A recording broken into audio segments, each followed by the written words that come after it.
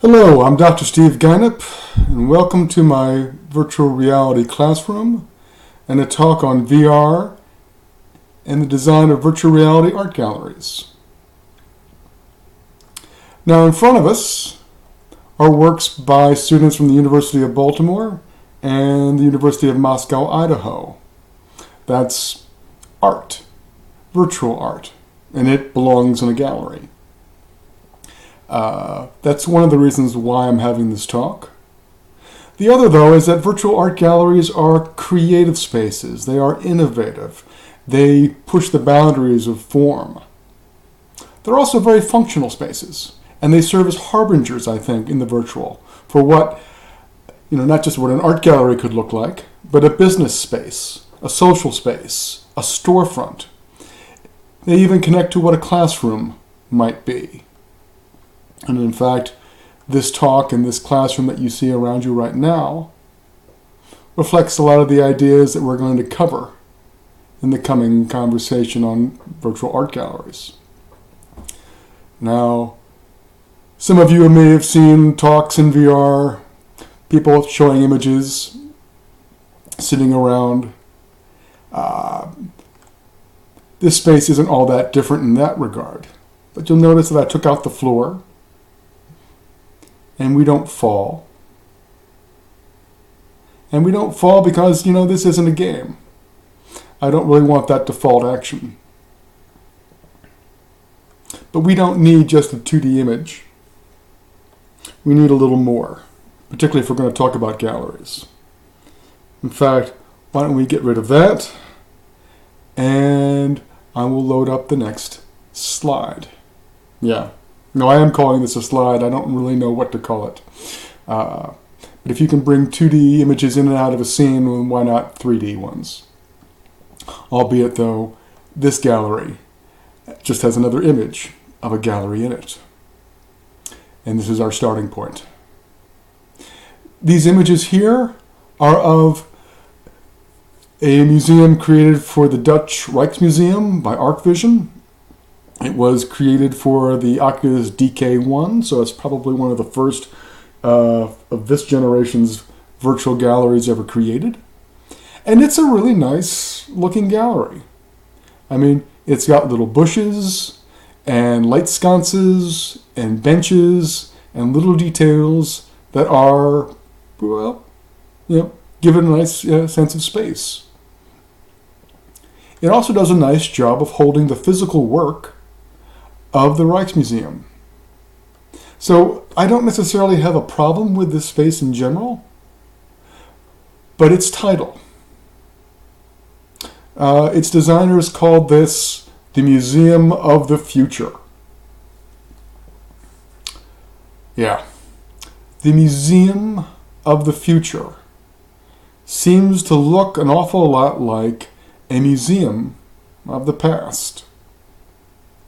And that is a fundamental question, a fundamental problem that we need to address.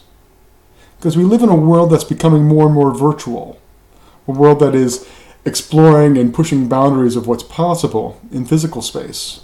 And yet virtual reality always seems stuck, always seems to be looking backwards, always seems to be copying reality. And we need to address why we copy reality before we do anything else. Because let's face it, you cannot create reality if you don't understand why you copy it. And that's important enough that I'm going to repeat it. You cannot create reality if you don't understand why you copy it. And that conversation is a big one. And frankly, I need to do another talk probably on that specifically. Here, though, we're going to borrow from the language of game design, because video games oftentimes copy reality. So here we have a space with a castle, a spaceship, and from the City of Heroes, a museum or art gallery. And all these spaces are pretty interesting. The castle itself, It's designed to make you feel like you should be a knight, wave a sword, rescue a prince or princess. The starship? Well, you're a captain, you're a fighter, you're a smuggler, you're part of an empire. And in this gallery, well, it's the city of heroes, so you're a hero. You're there to protect the art, or maybe you're a criminal out to steal it or smash it.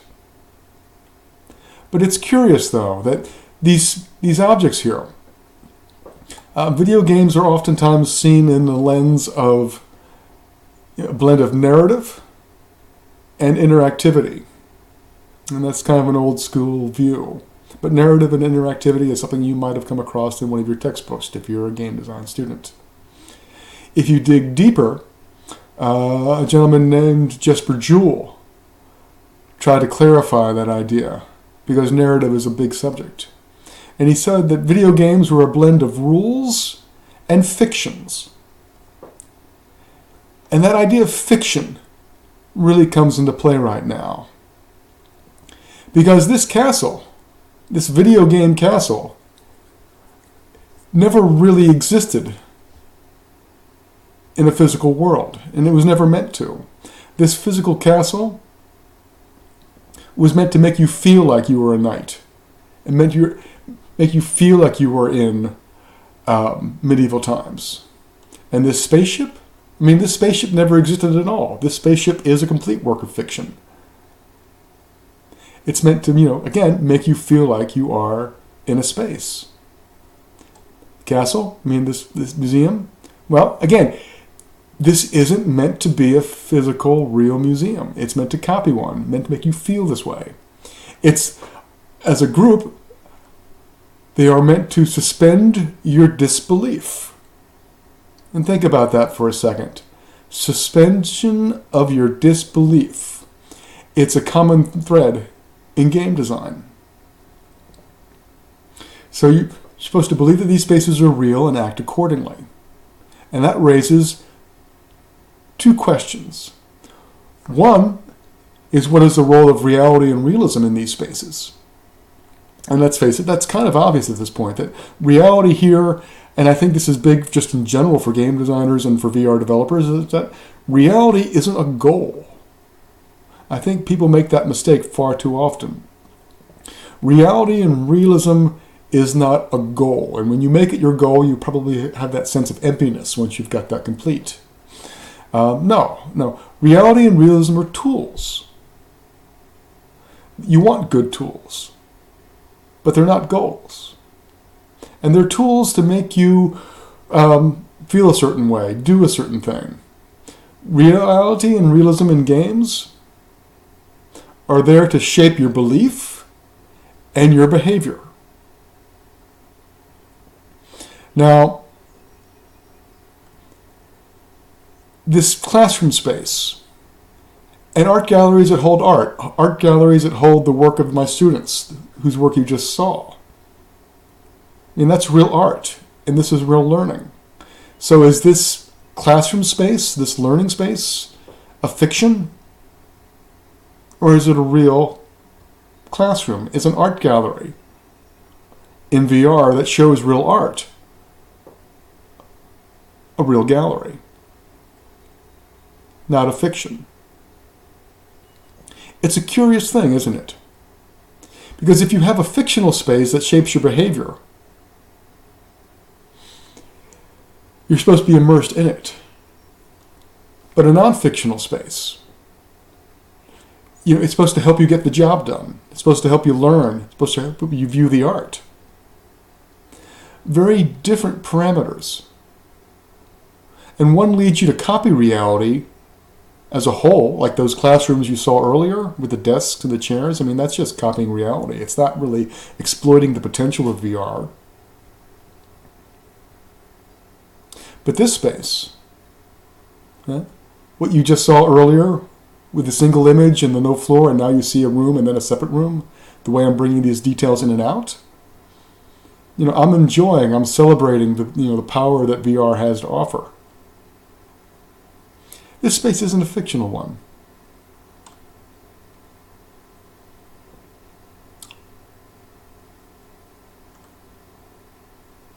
So we can build spaces that don't necessarily copy reality, because we don't necessarily have to believe that they look real. They have to look like a gallery for them to actually be a gallery. We don't have to look like a classroom to function as a classroom in VR.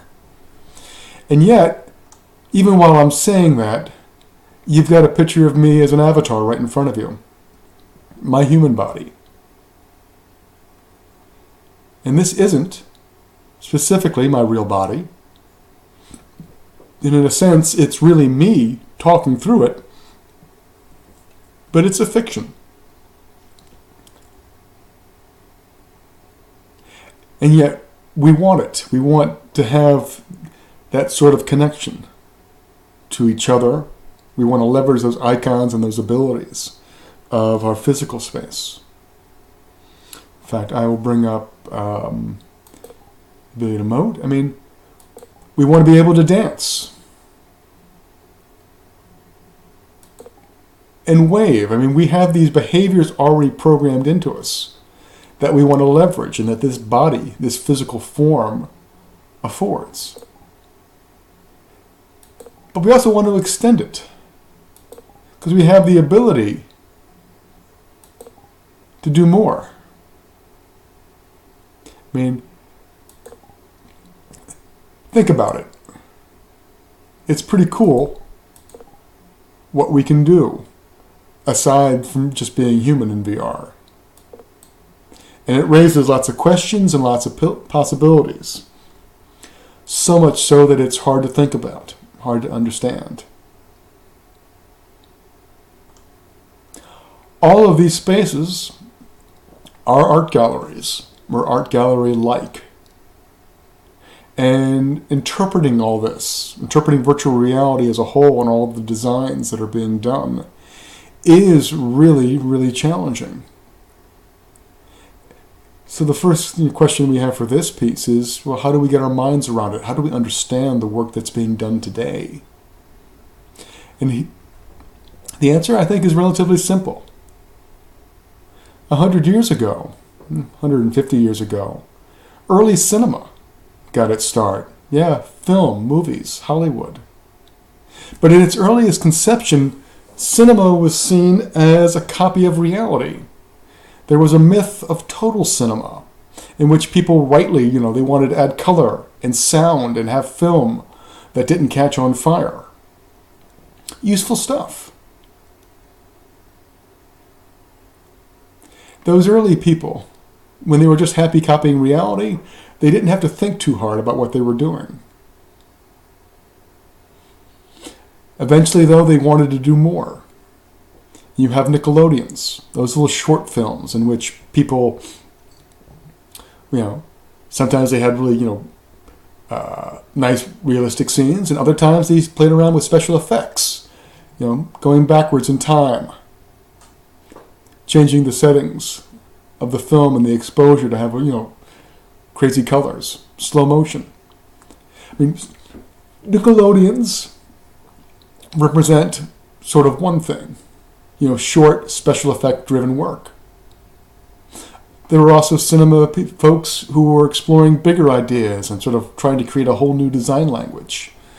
In this work here, some of the more abstract pieces and the crazier pieces, you might want to think of as extensions of futurist cinema or German expressionist cinema. I mean, people trying to create a design language that makes sense to them and has real value, and yet it's challenging for people to learn and grow and develop and use. In this cinema space, in this cinema language, there's two people that we ought to talk about. Now, one is the Lumiere Brothers. Now, the Lumiere Brothers, their work was all about visual composition of moving images. And I'm sorry that I don't have an actual animation of their work running. It doesn't quite play in VR chat, but multiple videos don't play in VR chat. So just bear with me on this still image, because we have this train that comes into a station, on a really sharp diagonal, this big, heavy movement. And then you have all these small people who get off the train and get in and out. And think about that for a second if you're a painter. Think about that if you're a designer. That diagonal coming in, that big strong force, and then those little people moving to the side. This is a visual composition. This is the type of stuff that the Renaissance painters had to learn. This is the type of stuff that all artists who are students learn in school. How do you make the eye go where you want it? How do you add weight and value? And how do you control the scene? I mean, it's pretty straightforward in some regards. I mean, we're talking about things like contrast and scale and repetition. Design 101. And yet, in the earliest days, and if you're only thinking about copying reality, then if you copy reality, you just need to do what's there. You don't need to compose it. You don't need to control it. And that's a problem. So if you are working on composition, if you are pushing boundaries, that's a good thing. If you're not, well, you should think again, in my opinion. Now, again, once you have a sense of composition, what a single image, what a scene does, what motion means, that's still not quite enough for you to really extend this idea of cinema into new territory and into new ground. There was a gentleman named Georges Méliès, and Méliès was a magician, a theater owner, and cinematographer just slightly later than the Lumiere Brothers. Now, he was filming on the streets of Paris, and he was looking at a hearse with his camera, and his camera jammed. So what did he do?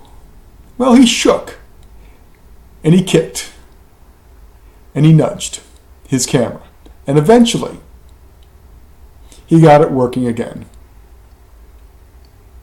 And when he got home to develop his film, and he saw the final product, this film piece that he saw of this hearse going by, playing it out, transformed, became this bus full of beautiful women. Well, think about that for a second. How many times did a camera jam in those early days? And that work just thrown out. I mean, camera jams were common, but here was a guy who was a magician, and again, he saw the hearse transform into women, and he had that moment. He had a moment where he could imagine the cutting of film to create new meaning. Cut film, tear reality apart to create something new. And let's face it, at this time, people are trying to figure out how to hold film together. Tearing it is something anybody can do. Tearing it is a minor thing. Tearing it doesn't make any sense. Well, a little sense maybe, if you're doing magic. But to get more out of it, more out of that cutting of film, you need composition and understand how that image is playing out. And where am I going with this? Well, I want you to think about jump cuts and flashbacks, close-ups, parallel editing. None of that exists in reality. All of that had to be invented, developed, had to be explored by early filmmakers. Now, there was a gentleman and a racist named D.W. Griffith. And Griffith had a conversation with one of his producers years ago. His producer came to him and said, "Hey, how are people going to understand that movie of yours when you cut it all apart like that?" And Griffith replied, "Well, doesn't Charles Dickens do that?" Dickens being the most famous author of that time. His producer's like, "Well, no, that's storytelling. That's novel writing. That's different." Well, Griffith replied, "Well, these are picture stories. Not so different." Well, welcome to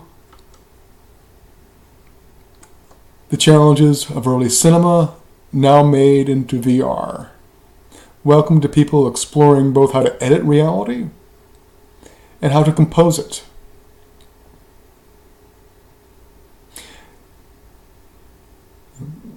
There are lessons to be learned in all these works.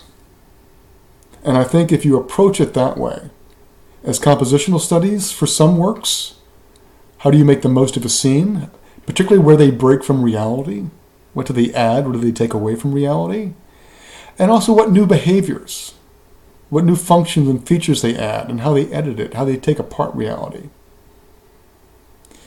They're all important things for you to understand.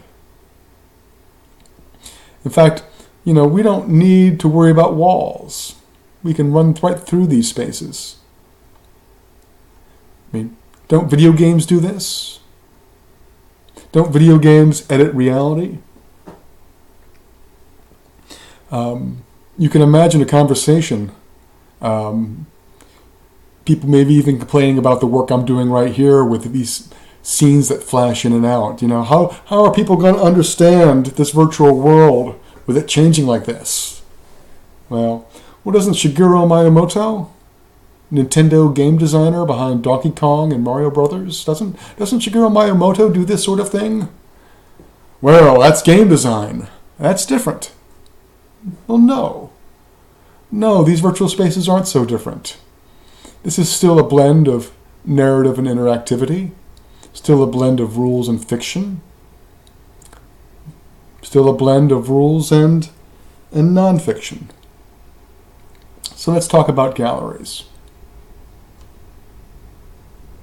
Let's talk about narrative. And let's talk about some challenges. This space belongs to Chow Fei and is RMB City.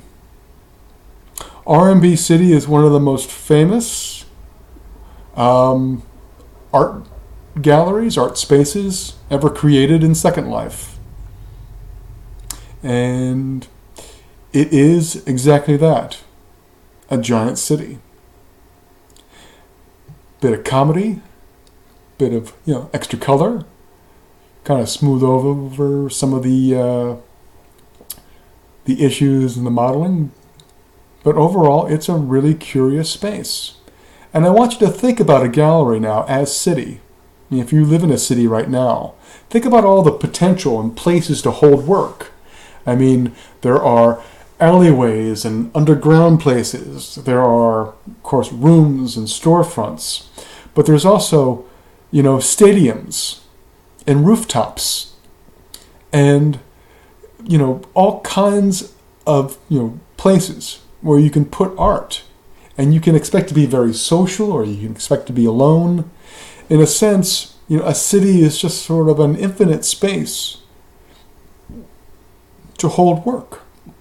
And it's a beautiful, I think, supposition to view any city, your town, as an art gallery. That you walk out and expect to see something beautiful, interesting, and thought-provoking. Chow Fei did that here.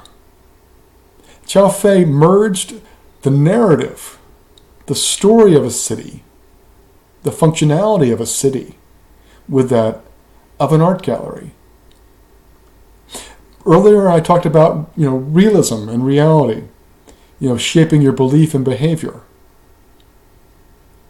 Well, here you go. Instead of just thinking about an art gallery as if it was an art gallery and what you know in the physical space, you have this ability to take other ideas and other concepts and mash them up in VR. city is one thing. For the Museum of Science Fiction, myself and my team, we worked on a starbase as art gallery. So yeah, think about that. A starbase, a hangar, a deck, a place for spaceships, mashed up with the concept of being an art gallery. There is, in Second Life, an ongoing group that does Art Fest, and they mash up an island with an art gallery, just like standard little island with mountains and beaches, and they throw up little installations like you would find in a summer festival inside any park, again in any city. It works.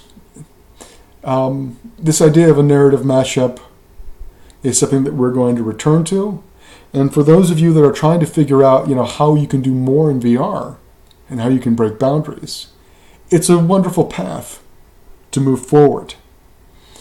Along with that, don't be afraid to go comic and big. So let's talk about functionality for a second.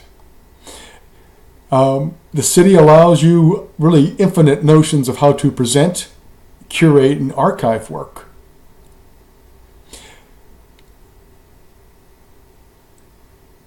And it's curious, I think, that our physical world galleries already do this. The physical world galleries, they actually act as an interface, as a background, as an empty white space for work. So this idea of mashing up a narrative is already playing out in the physical space. That art galleries themselves, that white box, really does take from the idea of an interface. In fact, former director of MoMA, William Rubin, he pointed it out that museums were compromises, and that they deleted the connotations and the context for work in order to hold it and present it. And granted, that's not necessarily the best way to present art, and we'll have some conversations about that. But it does strike you that we are exploring the idea of an interface here already. And there's no reason why we can't push that idea of an interface further. We push that idea in the goals of presenting, curating, again, arranging, and then archiving the work. And what's that mean? Well, presenting work. It's more challenging than you think. This is VBAM, Virtual Broad Avenue Museum. It is a physical space designed by Zaha Hadid and was taken on by Michigan State and their team, an artist named John Philwork, to become a virtual art gallery. And basically they did what a lot of people do, is they simply copied a physical space. It's a beautiful space. But it has a problem. How many artworks do you see in this set of 3 images? There's 3 images right here. How many works of art do you see? Yeah, I'll let you know. It's actually just one. One entire work for this gallery. And I know you're thinking that, that doesn't necessarily need to be that way, that that it could have held more work. But there's something strange that happened with this gallery here. Do you see these 4 links? Now, one is to a survey page, but the other 3, Proxy, Flickr, and Confluence, each one of those links leads to an entire art gallery. Each one, Proxy, Flickr, and Confluence all hold an art gallery just like this, Zaha Hadid's work, with one artwork in it. Yeah, that does sound strange. One artwork per gallery. And in VR, you can get away with doing that if you want to. You can have an entire gallery and sets of rooms that, again, just overwhelmed by one work.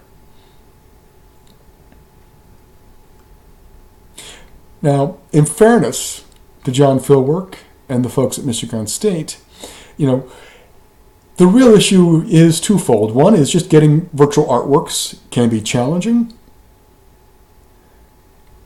The second part is that virtual artists freed from, physical space, tend to want to take up that space. How do you hold artwork that could be infinitely large? How do you hold artwork when artists just want to go big?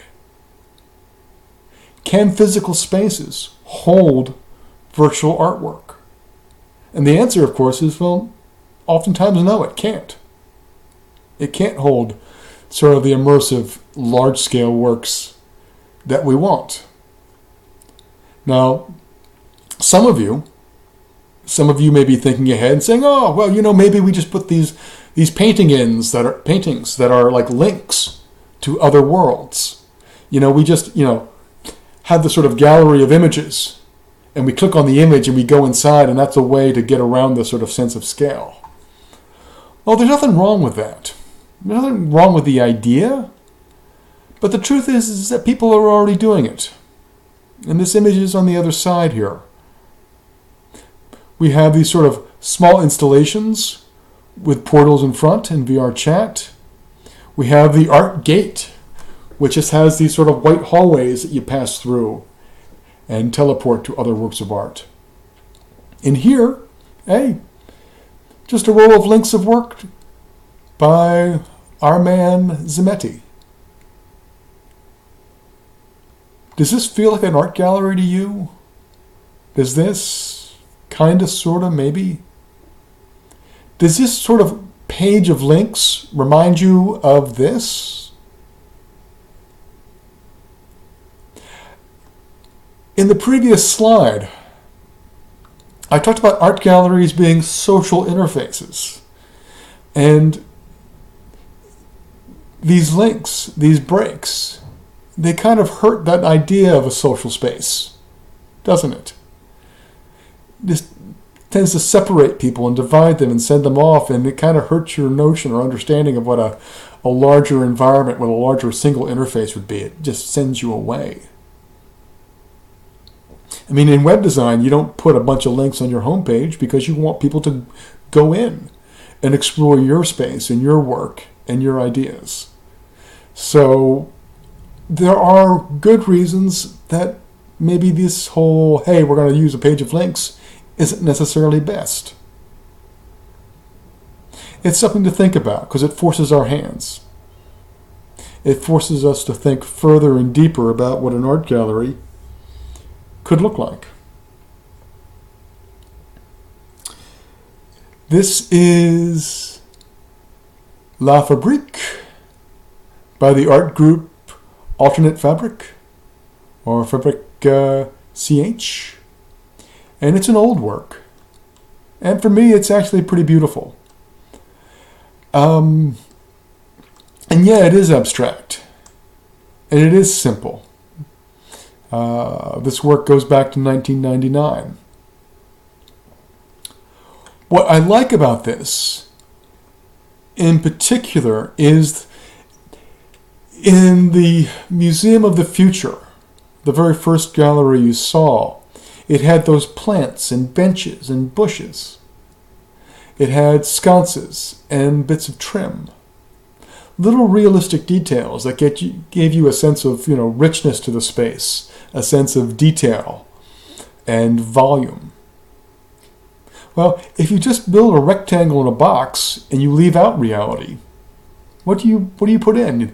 There's almost an emptiness. There's almost a sense that you need more in a space when you don't have those realistic items to choose from. I mean, people oftentimes put a chair or a lighting fixture in a space, not because they need a chair, but because it feels empty without it.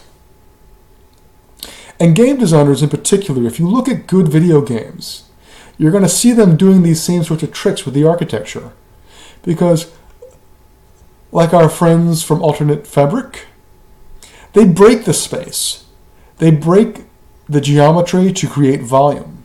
I mean, these subtly different tones, the highlight on the roof, the shading underneath, the dark tone that's right here in the middle, that creates depth and detail and volume.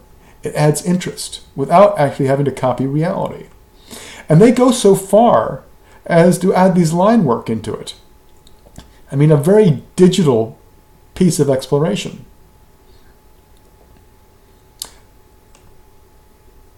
Now, this line work, along with these rows, these columns here, they add to that horizontal vibe. They provide a sense of architecture without necessarily a sense of anything that's, well, realistic. There is abstraction and beauty here. When you model, when you create any space, think about its geometry and how you break the geometry apart to create that volume, to create that detail. What sorts of elements do you need to add to enhance and bring it out? I mean, that's just, composition 101, right? So yeah, this space, I like its design. But does it hold artwork? Well, the answer is no. And in reference to the friends at Michigan State and John Philwork, this space had some challenges in holding virtual reality artwork too, which is pretty shocking. Because as artists, and I was one of the ones who were invited to show work, as artists we were given 87K. All right, not 87 megabytes, not 8 megabytes, but 87 kilobytes, including textures. And even then, we had trouble with this tiny space because, well, we were artists. We were artists who were used to working in infinite virtual space and suddenly confined to a room, well, no bigger than a large mobile home. Well, and what do artists do? What do artists do when they're confronted with a problem, a challenge? Well, they rebel against it. And a lot of us did.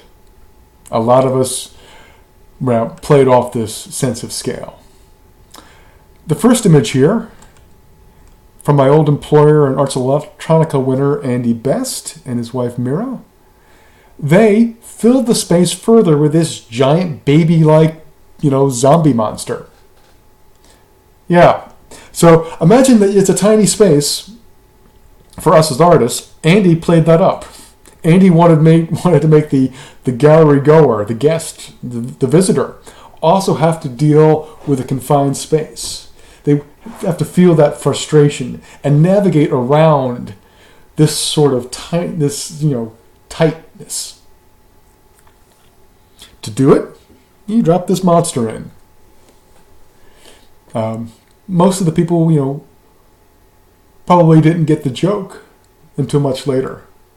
But art is often like that. And I think that one of the few people who did see it, I'm sure you understand it better now.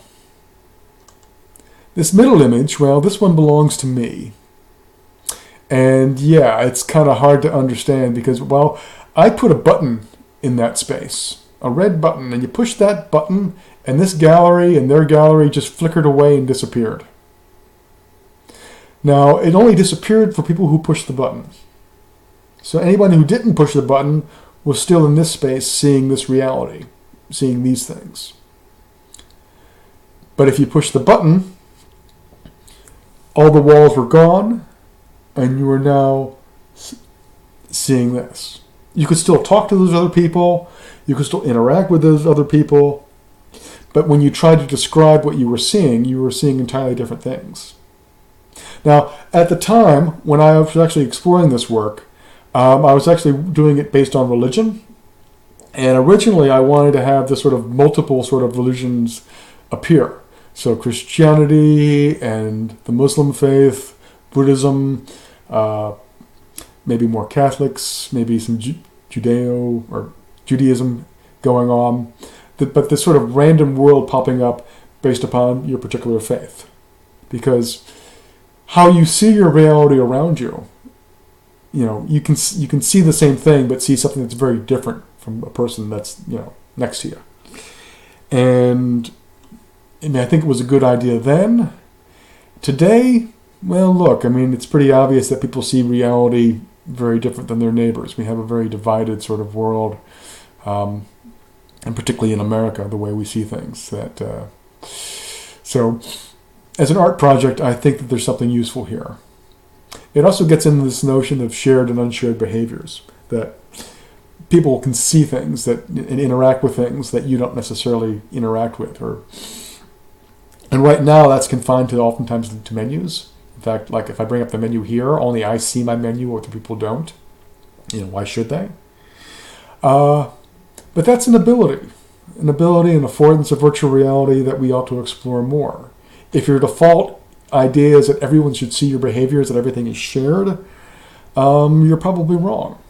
I mean, sharing reality is good, but again, art galleries, art spaces, physical spaces that, or spaces that are non-fictional have an ability to exploit the medium in ways that we haven't touched on yet. In fact, talking about this issue of space and exploiting, what's possible, this last image is a work by Cristiano Bianchi, an architect in London. And Cristiano is just one of the most amazing people that I've met over the years. And this artwork, this installation is curious. Because he dealt with space in a very unique way. When people walk into this gallery, they see a box the height of your head. So imagine that for a second, that this box is the height of your head. In fact, it's centered on where your eye is.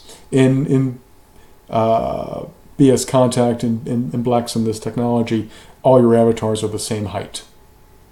So it's centered at your eye height, and you put your head in the box. Now, in that box, you also see another little box, which doesn't sound all that engaging. But Cristiano did something special. When you put your head into the box, he slowed down your avatar speed. So you physically move forward and backward slower. Think about that for a second. In an abstract space, a space without references to plants or benches or light sconces, how do you judge speed? I mean, how do you judge scale? You judge it in part by how fast you move. So Cristiano, by slowing down dramatically the speed of your head in the box, he made it feel like you were in a larger space, because your ability to travel this tiny box was suddenly the same sort of distance, same sort of scale that it took to travel a normal room. That's a curious way to create a large space inside a small one. But he didn't stop there. Because you see that tiny box? He had it programmed that inside every box was another smaller box. And that smaller box slowed down your avatar further and further. You got slower and slower. And yet you never really knew it, because the scale of the box was tinier and tinier. Think about that for a second. This sort of infinite scale centered on the head of your eye. From the outside in particular, because when you get close to other avatars, they disappear just because they make collision easier. From the outside, you would see somebody with their head in the box, or all these people with their head in the box, turning and not really moving. You just see somebody spinning around because the motion was so slow. But to the person inside the box, they'd be walking around just as easily like they were doing right here. Yeah, it's pretty trippy. And if you need a deeper explanation, or doesn't quite make sense to you, I should probably mention again that this is actually a live VR space. This is a space with avatars, and we can meet up here and we can have this conversation in real time, and I can explain it further. For now, though, let's just keep going. Zaha Hadid. Her earlier work for VBAM was a physical gallery that she made. But Zaha also explored the virtual, and she's got a collection of virtual works that sometimes merge sort of the painting and building together. This space also does some unique things. This is the virtual Guggenheim. And yes, the actual Guggenheim. This dates back to about 20 years ago, and it was never completed. And these are images of the prototype. And if you can guess already, this space had something unique about it. This space moved. This space shapeshifted. Sadly, I don't necessarily have a better image. It's hard to get stuff 20 years ago that actually is high res. But this space shapeshifted through a whole series of states, which is kind of interesting, kind of novel. Functional, I'm not sure about. I'm not sure how this shapeshifting actually helps us do anything. It could, I suppose. I haven't quite thought about that aspect of it too deeply. There probably are forms that will help us do certain tasks.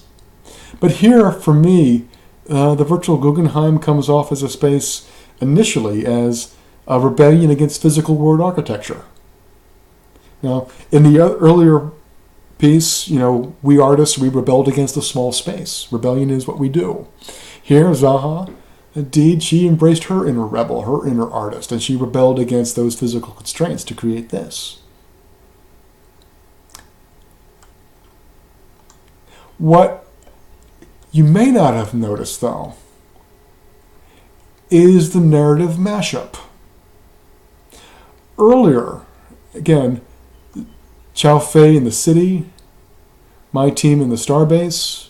Heck, this art gallery right here, believe it or not, is a mashup of a starship, a park, a garden, a classroom, and a little Polynesian sort of rich guy sort of yacht with an alien twist on it. But yeah, spaceship, starship, particularly in the earlier version, is a narrative that drove the design of this actual classroom. In fact, I'm going to back up a second and show you something. Let's see if I can get to it. Oops, I've got collision on. In the earlier versions of this classroom, I built it off the Starship Enterprise. So this large ring, this large circle, is a riff on the deflector dish. And this open circle, this open circle is a riff on the saucer section. Sort of an inverted saucer section, negative space for it. So you can find interesting sorts of mashups in your designs, and I want you to be creative when you are building your structures, building your spaces. Here, have you come up with it yet, what the mashup is? It's a body. It's an organism. This gallery is alive. The rooms of the gallery are these cells that traverse these arteries, these tubes. And that is pretty interesting. This idea that you can mash up a body, a living organism, with a physical structure, with the physical idea of an art gallery. Again, at the start of this space, I talked about art galleries as being creative and open for invention and innovation, and well, here you go.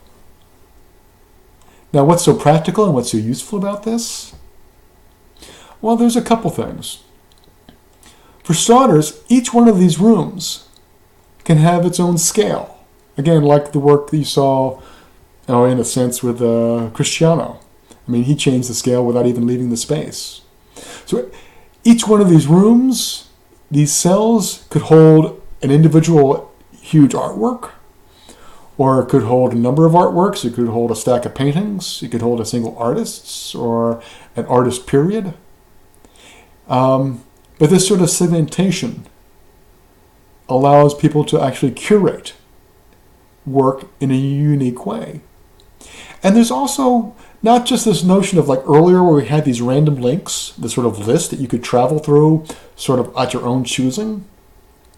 The tubes kind of create a path where you kind of assume you go from one to another, to another, to another. They create this sort of linear path that allows a curator or a teacher or yourself to lay out a path through the space.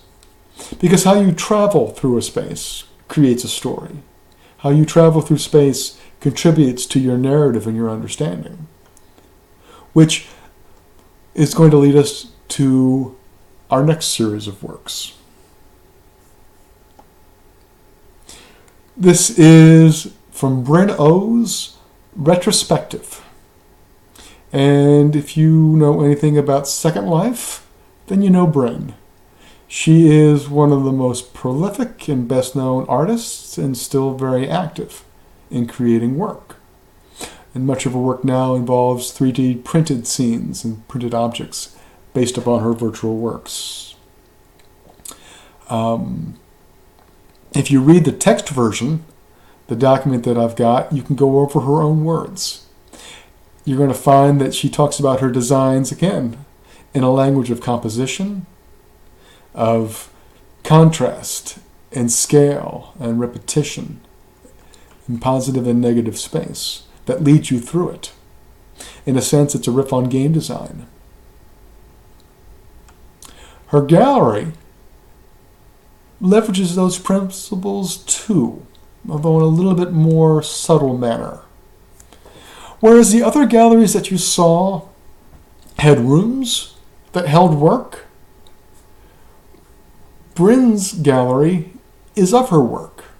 They are literally all her installations, laid out on a path, laid out on a timeline.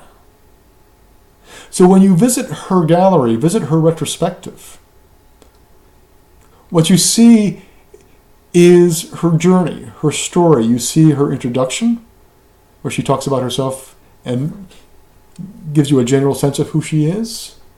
And then you walk past her early works to her midterm and later projects. And you can, if you're clever, if you know her work, you can follow the changes and the innovations and the things she added. Follow her exploration. And in a subtle way, there's more to it than that. In video games, there's an idea of a critical path. A path that you follow, a path that tells a story. And here it's a timeline. But not just a timeline. In video games, a critical path tells a story. You have this notion of going up or down, around corners. And those simple tricks, those simple little bits of composition, add to your story. I mean, going down into something deep. There's meaning hidden, tucked away. Going up, something uplifting, something challenging, something heavenly, perhaps, up there. You go straight and you turn a corner, there's surprise, something new and novel. As an artist, Bryn took that experience and made it part of her timeline. Not directly, but as an artist, you also can't avoid being who you are. So something to think about in this concept of building galleries is how do you curate and what value do you get out of arrangement? All right. There are a number of galleries here, a number of very old projects, and some of them are mine.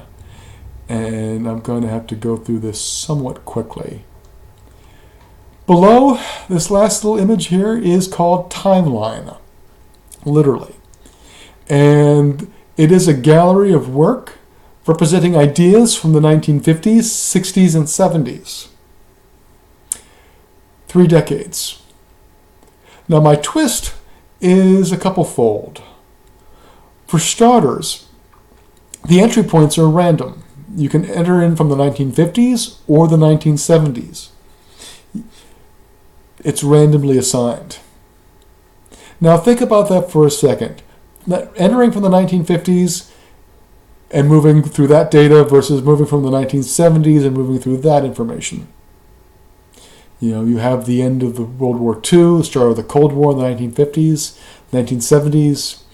You have disco and the start of the Vietnam conflict, or the end of the Vietnam conflict.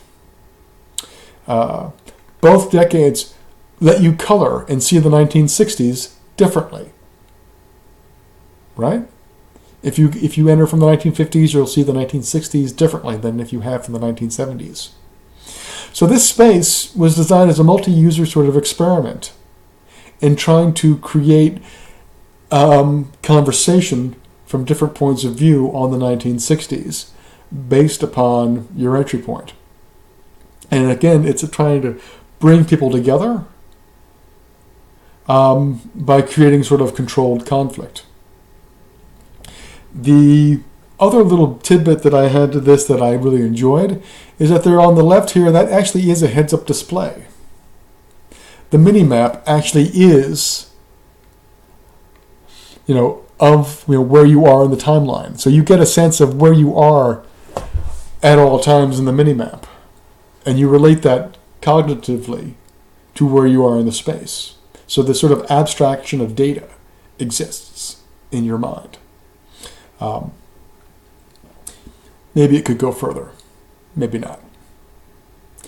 This blurry image, well, I call it diagrammatic space. And you've seen lots of people, they build these sort of charts and graphs and they build things in 3D that are supposed to hold data. Well, for me, I took a Venn diagram with those overlapping circles and I extruded it over time. And then I tipped it on its side so that you can travel through all the circles through time and kind of get a sense of different data, different ideas. To be honest, having the data that would actually work with this was kind of challenging to find. I explored a guy named Habermas and social and the evolution of society over time. It kind of worked.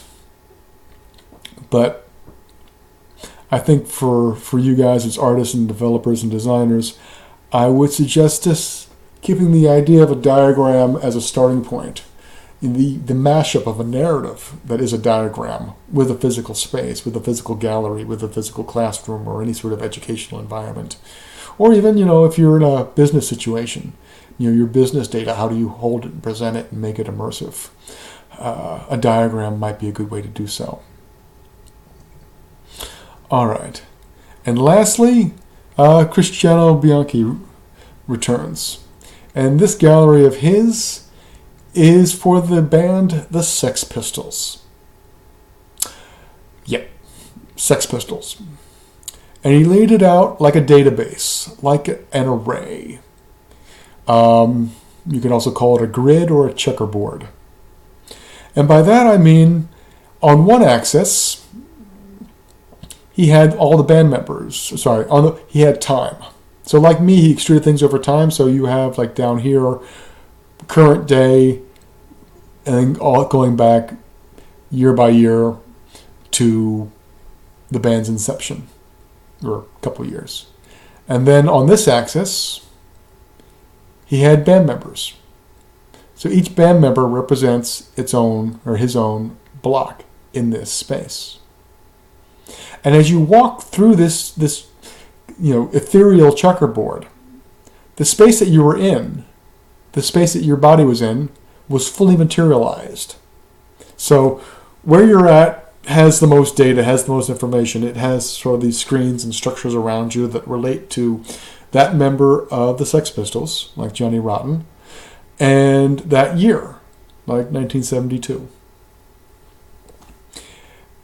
Along each act, if you move from space to Sid, his space then becomes materialized in 1972.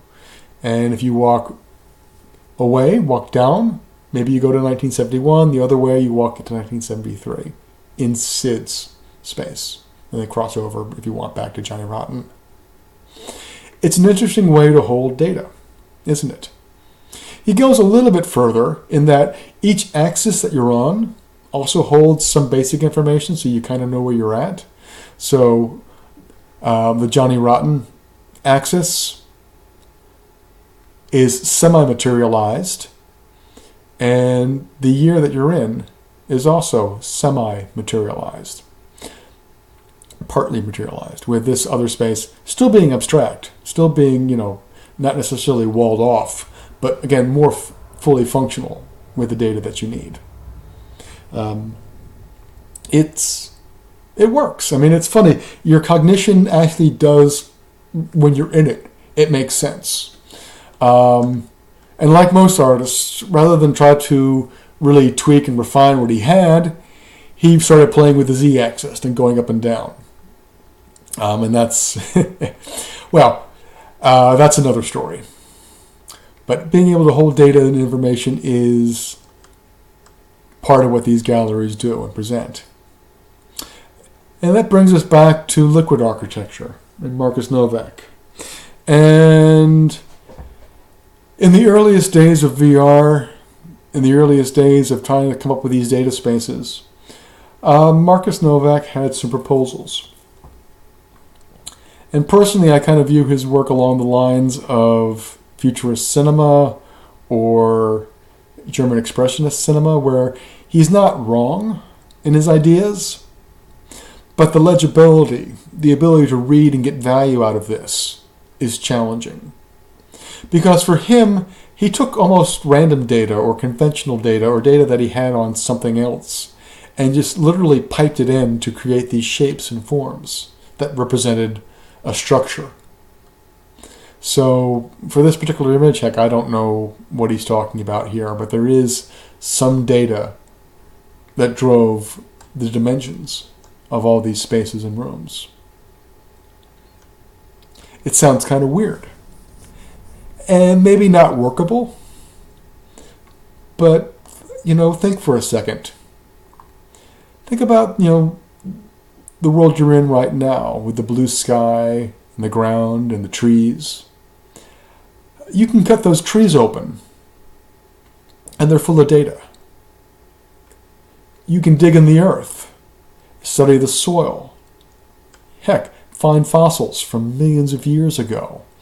I mean, as a guy whose work oftentimes doesn't exist for, more than a moment, our physical world that holds data for so long is just fascinating. I mean, most of us can't, but, a few of us can look up at the night sky and know where they are in the universe, know where they are on Earth, and can travel and navigate by the position of the stars. And that's data. So maybe not so different, right? Who knows? I don't necessarily know what the future holds. I do know that copying reality, I'm being critical of it, but it's not a bad thing. We copy reality to shape behavior, shape our beliefs, and, it's clever. It's clever on a number of fronts. Blue, to me, is a wonderful choice for a background color, right? This sort of light blue, against, when you go outside, you want that cool color against a warm sun. If it was a warm color, yellow on yellow, that would be oppressive. But a cool color lit by a yellow sun has this sort of refreshing quality to it, right? And it's not too dark. If this was really darker, the visual composition, it would close in, it would feel tight, it would feel claustrophobic. But it's, just light enough to feel open. Light enough, but not too light that, when you see clouds in the sky, white fluffy things, white clouds that are, they're huge. They're the size of cities, the size of entire states floating above us. But they're white and fluffy, and they don't feel dangerous at all. And that's pretty amazing for a bright sky to allow us that wonderful feeling. And if you don't understand that sense of danger, then well, maybe you've forgotten what a dark cloud, what storm clouds feel like, when clouds go gray and dark. And when the sky around you grows gray and less bright. It's a lot less inviting. The sky itself, too, it's not a solid color. I mean, it's subtle, but you sense the gradation, right? My students, they never get this right the first time. They almost always think that the sky gets darker in the distance. But it doesn't. The sky gets brighter in the distance, and it gets hazy in the distance. And if you're a game designer, if you're a level designer, think about that for a second. What that horizon means when it's bright but blurry, right? In video games, we use lightness and brightness as a lure, right? You know, gold chests, shiny objects, something sparkling in the distance. It's a lure. It draws us out there. And if we don't want somebody to understand something, if we have this mystery going on, we make it blurry and fuzzy. So we live in a world whose horizon isn't designed to drive us away and make us stay at home. We live in a world, a physical reality whose horizon beckons us to explore it. There is an inviting mystery on that horizon that calls to us. It's pretty incredible. So as much as I can be critical about reality, the more I try to take reality apart, the more amazing it becomes. And I don't want to be overly critical about people who copy reality, but again, understand why you're doing it. Understand just how beautiful reality is. And understand that you can do more. Now this is my Isovista gallery. This was designed, years ago in 2014. And this particular space is super low poly and super efficient. It actually runs on Google Cardboard as well as VR Chat. And the gallery work, or the classroom work that you just saw will probably end up here. And this gallery space represents my thinking on game design, on structure and space, on a whole lot of levels. I start people in the middle on the central plane because I want them to feel like they exist, as a landing pad, that they are in a realistic space. I don't necessarily want to shock them immediately. So I start with reality and quickly from the sides have them go out and be more unrealistic. There are numerous spaces, kind of like, borrowing from the idea of a city, a mashup with a park, and a spaceship, a space station here, to hold work. I can put work here on the hillside. I can put work into rooms. I have little sections, just like this space, for presentations and to archive work. In fact, there's a lot going on here. You'll notice this green path. This is my critical path. This is my way of having people follow a space and walk around and navigate. And it got to be pretty useful when I cut out the floor. Again, cutting out the floor gives you the ability to hold different types of artwork that you wouldn't normally be able to hold. So the floor is gone in most of my structures. But when I did that, it felt empty. So to fix that, I added these paths around. And these paths loop through the space. And in fact, there are no dead ends. And that's one of the things from game design that I borrowed. That you don't necessarily want a dead end in a game. You don't want people backtracking. The paths do end. In fact, there are paths that lead up to rooftops and then allow you to jump down. Because in video games, you're allowed to jump down. So there are, again, things you can do in video games that you can exploit in your virtual galleries. And allowing people to fall is one of them. You don't necessarily always have to provide stairs. The other thing from video games is trying to figure out the nature of space.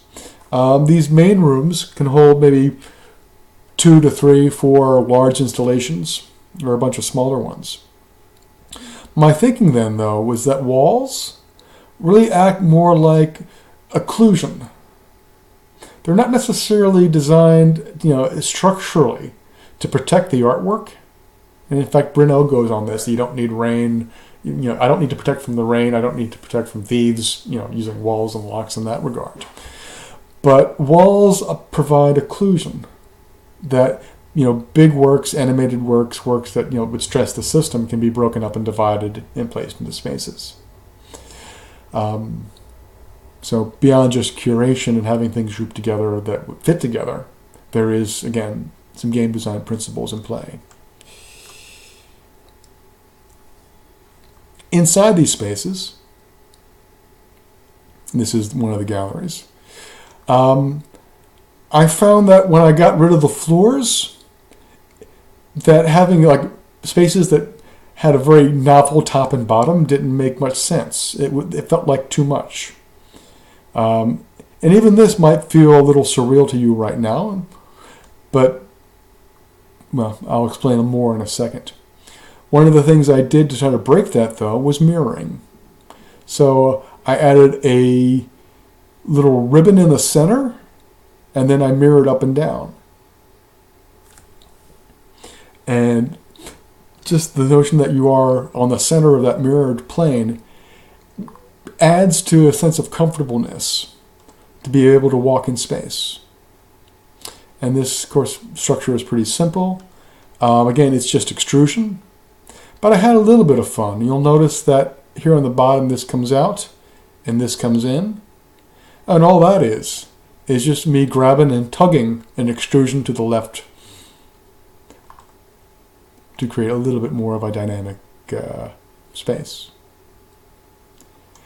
There is these exit ways that you kind of demand your attention. And the inspiration for these comes from the idea that virtual reality isn't a physical space. That all these objects, all these elements, these are not, walls. They're not physical walls. They are signs and symbols. They are narrative conventions that we use, not necessarily inventions. Think about that for a second. Invention versus convention. What's that mean? Well, a guy named Noel Carroll, a filmmaker, talked about a plow in a field, a farmer's plow, and a plow in a film, a movie. Now, the plow in a field has to dig the earth. It has to fit, work with the animals that would draw it and work with the human hands and fit the ergonomics of the body. That's, its design is all driven by that. In contrast, a plow in a movie, it's all about, it may not function at all. It's all about its look and feel. Is it an old plow? Is it a new plow? Is it a plow from the movie Blade Runner, that opening scene on a farm? In World of Warcraft, there are broken, desolate plows in the areas run by the undead, because the undead don't need food. So the plows can be broken. It tells a story. All right? Narrative.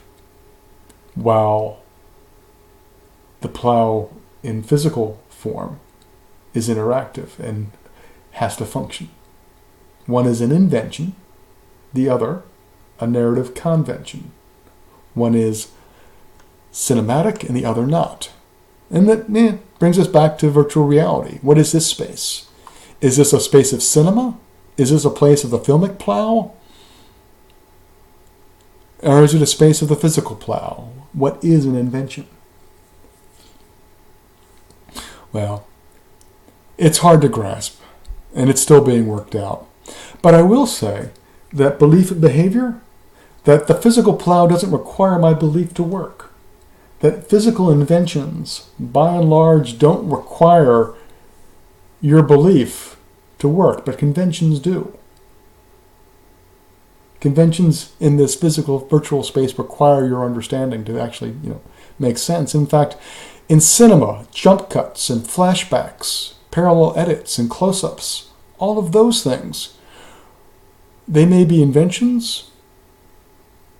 They probably are closer to conventions, but they too require your belief to function. So this space right here without a floor requires your belief to function. This exit way, well, it doesn't require, it'll work without you believing it, but having your attention drawn to it, I almost forgot, the signs and symbols. The reason your attention is drawn to it, contrast, black on white, but it's also a physical symbol. Have you guessed what symbol it is? It's a giant exclamation point. When I was building this space, I wanted people to have a clear sense of where the exits were, to draw them in and to draw them out. And I thought about, how I could highlight this and how I could actually make it, grab your eye subconsciously. So that's what I did. I dropped big-ass exclamation points into a scene. That's, again, a narrative mashup. I'm adding to these spaces ideas from language and literature. Literally, language and literature, to immerse you in this gallery story. Does it work? Well, it depends.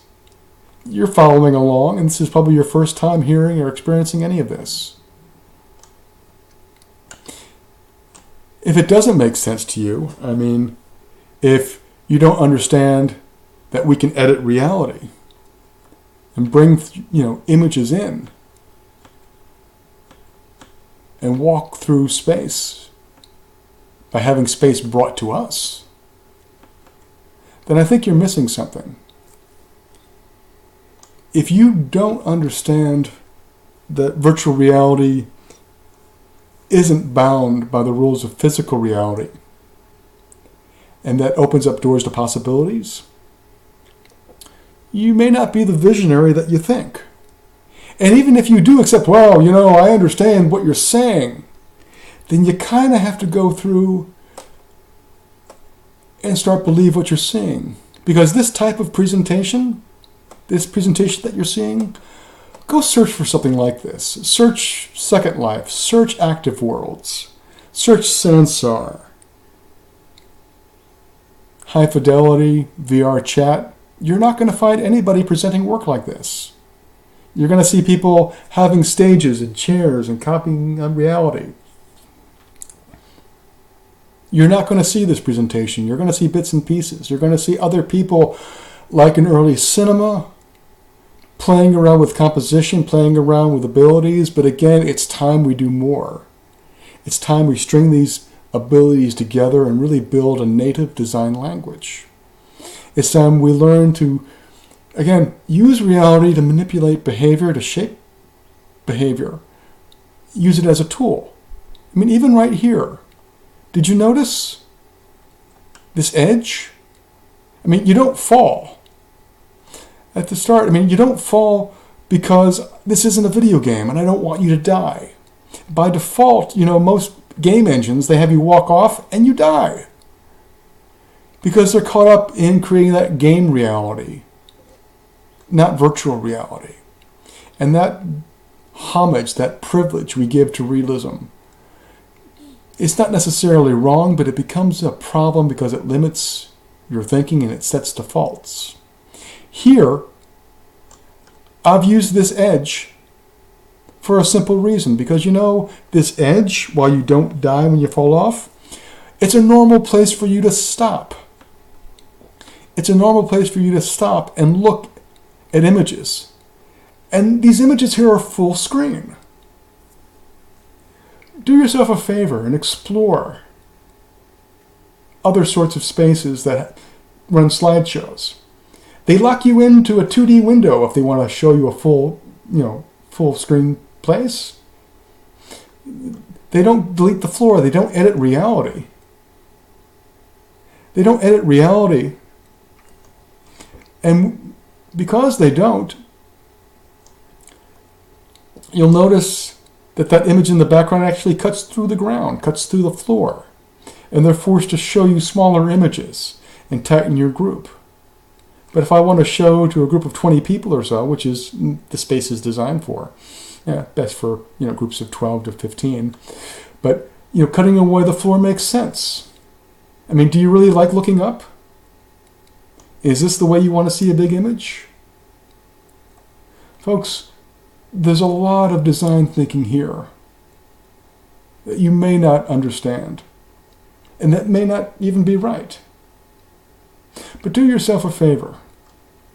Do yourself a favor and think about this, not necessarily as being right or best, but thinking about it, again, in the language of cinema. Thinking about those early days of learning to compose a scene, learning to edit reality. Think about D.W. Griffith without the racism and that criticism again. How are you going to understand the movie with it being cut up like this, with it jumping around like that? Him talking about Charles Dickens. Doesn't Charles Dickens do that? Yeah, that's storytelling, that's novel writing, that's different. No, these are picture stories, not so different. All you're seeing here and all you need to see in the work of other people, when it's being cut up, when edited and composed, is a possibility of something new. Think about Shigeru Miyamoto. Again, doesn't Shigeru Miyamoto